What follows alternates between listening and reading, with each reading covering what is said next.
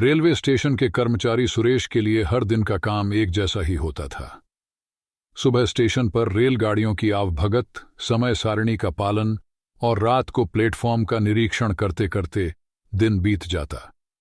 लेकिन उस रात कुछ ऐसा हुआ जो उसकी जिंदगी को हमेशा के लिए बदल देने वाला था।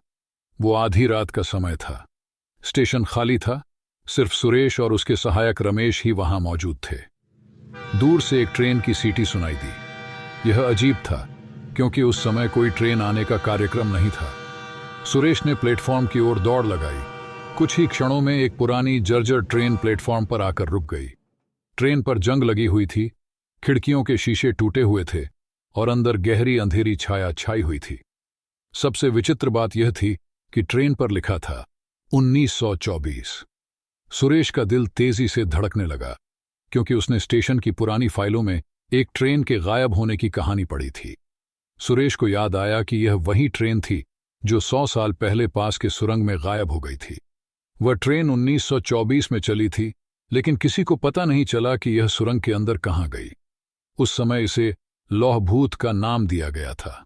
लोग मानते थे कि ट्रेन किसी श्रापित भूमि में चली गई थी।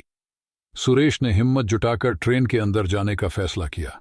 रमेश ने उसे रोकने की कोशिश की, लेकिन सुरेश ने कहा, अगर यह ट्रेन 100 साल से गायब थी तो हमें जानना होगा कि यह वापस क्यों आई है।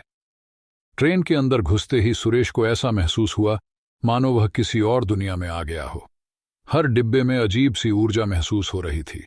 सीटें खाली थीं, लेकिन कुछ जगहों पर सड़े हुए भोजन और आधे खुले सूटकेस पड़े थे।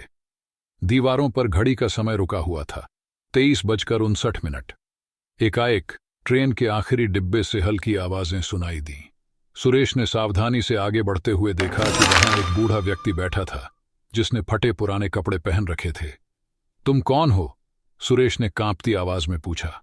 बूढ़ा आदमी धीरे धीरे बोला, मैं इस ट्रेन का ड्राइवर हूं।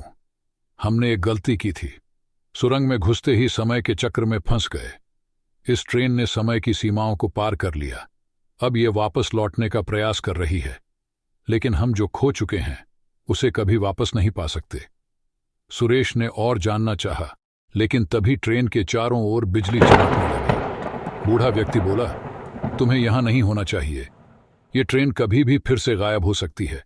जो लोग इसमें रह गए वे हमेशा के लिए समय के भ्रम में खो गए। सुरेश तेजी से ट्रेन से बाहर कूद गया। अगले ही पल ट्रेन ने एक जोरदार आवाज के साथ प्लेटफॉर्म छोड़ दिया। सुरेश ने देखा कि ट्रेन आसमान में गायब हो गई, मानो कभी वहां थी ही नहीं। अगले दिन सुरेश ने अधिकारियों को सब कुछ बताया, लेकिन कोई उसका विश्वास नहीं कर पाया। स्टेशन पर ट्रेन के कोई निशान नहीं थे। केवल सुरेश और रमेश ही जानते थे कि उस रात क्या हुआ था। सुरेश ने उस घटना के बाद कभी भी ट्रेन के समय सारिणी में गड़बड़ी को हल्के में नहीं लिया। उसने महसूस किया कि समय यात्रा संभव है, लेकिन यह अपने साथ रहस्यों और खतरों का अनंत जाल लेकर आती है। उस दिन के बाद से स्टेशन के कर्मचारी रात को अकेले प्लेटफॉर्म पर जाने से डरने लगे।